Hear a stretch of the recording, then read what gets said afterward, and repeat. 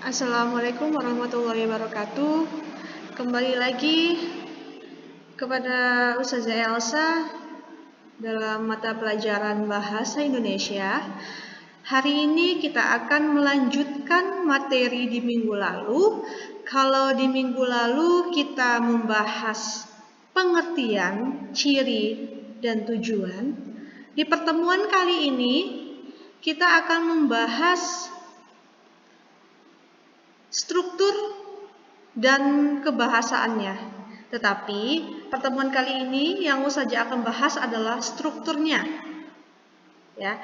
Sebelum kita mulai, marilah kita sama-sama membaca basmalah. Bismillahirrahmanirrahim. Baik, langsung saja kita mulai. Sebelum masuk ke struktur, Ustazah akan memberikan sedikit langkah-langkah untuk menentukan gagasan pokok pada teks laporan hasil observasi. Di sini ada 5 poin. Yang pertama, mendaftar kata-kata kunci pada teks. Maksudnya adalah kita menuliskan kata-kata yang memang sebagai kunci atau inti dari sebuah teks tersebut. Kedua, memetakan bagian-bagian pada teks hasil observasi. Nah, ketika kalian sudah mendaftarkan atau menuliskan kata-kata kuncinya atau inti-intinya, baru kalian merumuskannya dalam bentuk kebagian-bagian mana aja dari kata kunci yang sudah kalian dapatkan. Ketiga, memetakan paragraf atau memilih kalimat utama dan penjelas. Nah, tadi nomor 1 mendaftarkan kata-katanya, kedua bagian-bagiannya. Nah, ketiga, kalian memilih kalimat utama dan penjelasnya. Apa sih Ustazah kalimat utama dan kalimat penjelas? Nanti akan kita bahas di slide selanjutnya. Keempat, menentukan kalimat utama, kalimat yang dijelaskan kalimat lainnya. Nah, biasanya kalimat utama ini ada deduktif dan induktif. Ada juga kedua-duanya di dalam paragraf. Nanti akan kita bahas di slide selanjutnya. Kelima, merumuskan inti kalimat utama. Nah, ketika kalian sudah menuliskan kalimat utama, kalian akan bisa mendapatkan intinya atau poinnya. Oh, ini nih poinnya ternyata membaca sambil baring itu tidak boleh. Nah, itu inti dari kalimat utamanya. Kita lanjutkan. Masuk ke struktur dan aspek bahasaannya. Tetapi untuk pertemuan kali ini, Ustazah akan membahas terlebih dahulu mengenai strukturnya. Struktur teks laporan hasil observasi. Strukturnya adalah dibagi menjadi 3, yaitu ada definisi umum, bagian, dan manfaat.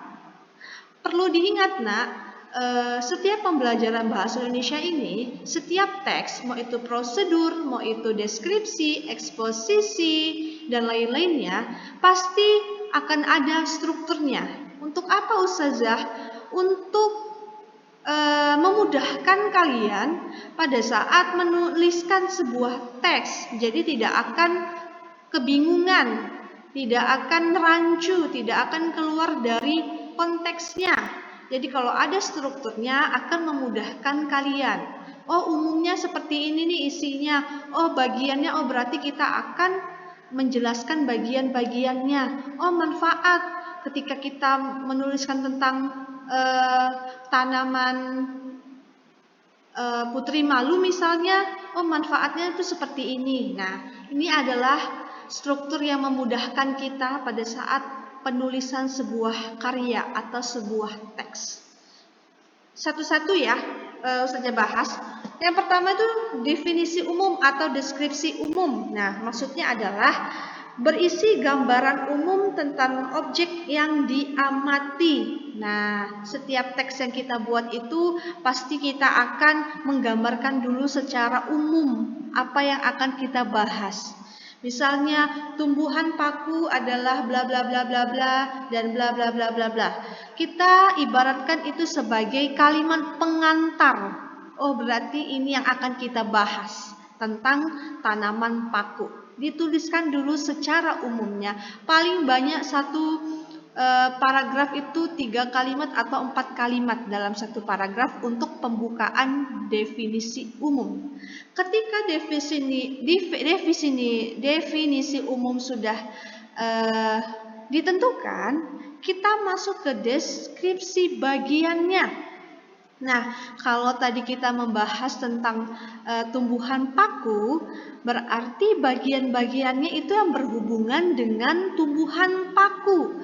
Misalnya berapa ruasnya, tumbuhan paku memiliki ruas bla bla bla, lalu hidupnya di bla bla bla bla. Nah, kita lebih spesifik lagi menjelaskan bagian-bagian dari tumbuhan paku tersebut, karena pengertian dari deskripsi bagian adalah gambaran atau penjelas terperinci tentang bagian-bagian objek yang diamati. Nah, kalau sudah terperinci berarti dia masuk ke bagian. Seperti awal pertemuan kita membahas teks deskripsi, kita menggambarkan dulu secara umum tentang sekolah, baru kita masuk ke bagiannya. Bagiannya itu ada apa? Ada gedung, ada toilet. Nah, itu sudah secara spesifik kita menjelaskan sebuah objeknya. Ketika bagiannya ini sudah kalian tuliskan, kita masuk ke manfaatnya, nak. Tumbuhan paku ini manfaatnya untuk kita apa? Nah, itu masuk ke sini. Dengan demikian, dapat disimpulkan bahwa tumbuhan paku memiliki manfaat untuk kesehatan, misalnya bla bla bla bla bla bla. Nah, itu ya, maksudnya contohkannya seperti itu untuk memudahkan kalian. Deskripsi manfaat ini berisi penjelasan tentang manfaat objek yang diamati. Nah, yang namanya teks laporan hasil observasi pasti dia memiliki manfaat untuk kita karena dia melakukan penelitian. Penelitian yang dilakukan untuk mendapatkan hasil yang diinginkan. Tumbuhan paku umumnya apa? Jelaskan. Bagian dari tumbuhan paku apa aja? Ketika sudah tahu bagiannya, oh manfaatnya seperti ini. Tumbuhan paku bermanfaat bagi kesehatan kita ataupun tidak bermanfaat bagi kesehatan kita. Nah, itu maksudnya dari manfaat. Apakah kalian paham, nak? Tentang strukturnya, semoga paham ya. Kita lanjutkan. Nah, berikut Ustazah tampilkan contoh teks laporan observasi tentang kelapa, pohon kelapa. Nah, di sini dijelaskan secara umum terlebih dahulu tentang pohon kelapa. Nama latinnya Cocos nucifera atau disebut juga pohon nyiur, merupakan tanaman yang berbatang tinggi dan lain-lainnya. Nah, ini deskripsi umumnya dulu, menggambarkan dulu. Kita akan ada bayangan, ternyata yang akan kita bahas adalah pohon kelapa. Sudah dapat gambarannya, sudah dapat bayangannya, ternyata yang akan kita bahas itu adalah pohon kelapa. Masuk ke definisi bagiannya. Nah, nih bagian-bagian dari pohon kelapa. Bagian-bagian dari pohon kelapa adalah ada buah kelapanya, ada batangnya, pelepah dan akar. Buah kelapa terdiri dari kulit luar, sabut, tempurung, kulit daging, daging buah, air kelapa, dan lembaga. Nah, pohon kelapa atau pohon nyiur banyak terdapat di bagian tepi pantai. Nah, ini sudah masuk ke deskripsi bagian. Bagiannya itu yang mana aja sih, Ustazah? Nah, gitu kan. Pasti kalian bertanya-tanya. Bagiannya tuh ini, nak. Kita menyebutkan bagian-bagian dari pohon kelapa tersebut. Ya, ini bagian-bagiannya dari pohon tersebut. Ada buah, ada pelepah, ada batang. Nah, itu yang dimaksud dengan bagian. Setelah kalian merumuskan bagian, kalian menentukan manfaat apa sih yang akan kita dapat dari pohon kelapa ini. Ternyata ini manfaatnya. Berdasarkan penelitian yang ada, kelapa diyakini bermanfaat untuk menyembuhkan penyakit seperti TBC, luka bernanah, wasir, disentri, dan kolera. Selain itu, buah kelapa bagus untuk mengobati keracunan karena buah ini dapat menetralkan racun di dalam tubuh kita dan dapat dijadikan sebagai makanan atau minuman. Nah, ternyata ada banyak manfaat dari pohon kelapa yang kita mungkin nggak ketahui. Dengan adanya penelitian ini, dengan adanya laporan observasi ini, kita bisa mengetahui manfaat dari pohon kelapa tersebut. Kita akan mendapatkan wawasan, akan mendapatkan ilmu lebih dengan mengetahui manfaat dari pohon kelapa. Yang awalnya kita hanya cuma bisa mengkonsumsi aja, tetapi nggak tahu manfaat untuk tubuh kita apa. Nah, seperti itu. Itulah tujuannya kenapa kita mempelajari teks laporan hasil observasi. Terus ada penutupnya. Nah, di sini dicantumkan penutup. Para dokter gigi juga meyakini bahwa kelapa bisa mencegah gigi berlubang, sedangkan batang pohonnya sangat bermanfaat untuk pembuatan janur, pembungkus ketupat, dan masih banyak lagi. Nah, ini penutupnya saja, bahwa manfaatnya itu masih banyak. Untuk membuat janur, kalau lagi ada acara-acara pernikahan, kalau kalian tahu, itu penanda bahwa di situ ada acara pernikahan. Terus juga untuk pembungkus ketupat, kalau kita lagi hari raya Idul Fitri, pasti tuh Lebaran ada ketupat. Nah, itu ya, itu contoh dari teks laporan hasil observasi. Ya, ini bagi-bagiannya. Nanti bisa kalian baca lagi lebih teliti, lebih spesifik lagi. Kita lanjutkan. Nah, di sini tadi di awal kita sudah singgung mengenai kalimat utama. Nah, kalimat utama itu dibagi menjadi dua. Ada kalimat deduktif dan kalimat induktif. Jika kalian pernah mendengar pada saat di SD dulu, ya nak, deduktif dan induktif. Apa itu Ustazah? Deduktif dan induktif. Kita lihat. Deduktif adalah kalimat utamanya ada di awal paragraf. Nah, jika ada paragraf nih panjang, sepanjang. Nah, nanti di situ ada kalimat utamanya. Lalu induktifnya apa?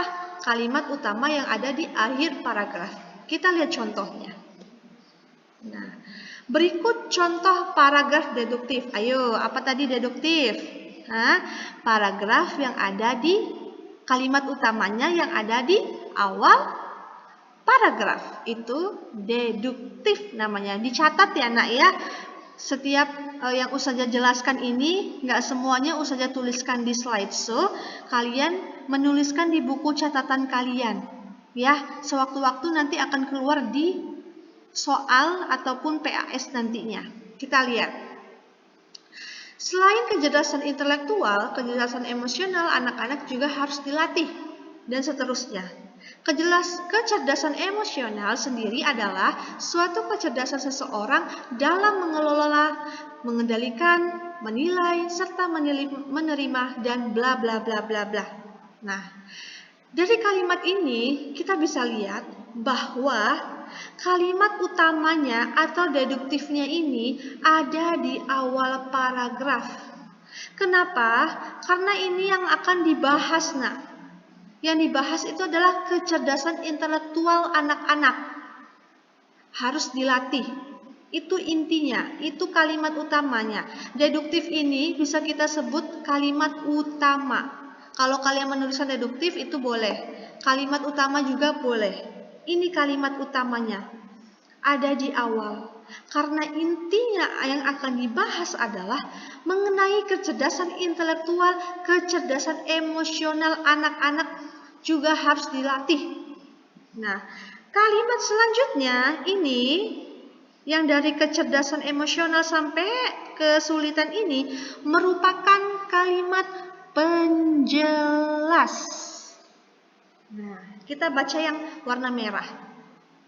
Kalimat yang bercetak miring di atas adalah kalimat utama, sedangkan kalimat lainnya merupakan kalimat penjelas yang berupa rincian atau penjelasan dari kalimat utama tersebut. Nah, di sini dijabarkan lagi, dijelaskan lagi dari kalimat yang pertama ini, kecerdasan emosional. Nah, ini kan yang dibahas nih. Nah, ini yang dimaksud dengan kalimat penjelas dari sebuah paragraf. Lanjut. Berikut kalimat induktifnya. Nah, apa tadi nak induktif nak? Para kalimat utama yang berada di akhir paragraf. Nah, kita lihat di sini. Bagi warga Jakarta, membuang sampah seenaknya ke dalam sungai sudah jadi kebiasaan bahkan tradisi sejak dulu.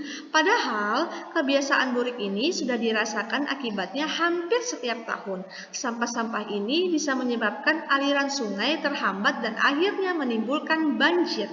Tidak heran apabila banjir yang terjadi di Jakarta seringkali disebabkan oleh tumpukan sampah yang menghambat aliran sungai. Di mana kalimat induktifnya? Nah, induktifnya ada di akhir ini. Nah, awalnya kita menjelaskan dulu terkait sampah. Ternyata kalimat utamanya adalah ini, karena ada tumpukan sampah yang menghambat aliran sungai. Nah, ini yang dimaksud dengan kalimat utama yang ada di akhir atau induktif. Ini menjelaskan dulu. Penjelasannya dulu, baru ini ke kalimat utamanya. Nih ya, jangan pernah keliru ya nak, cara mencari deduktif dan induktif.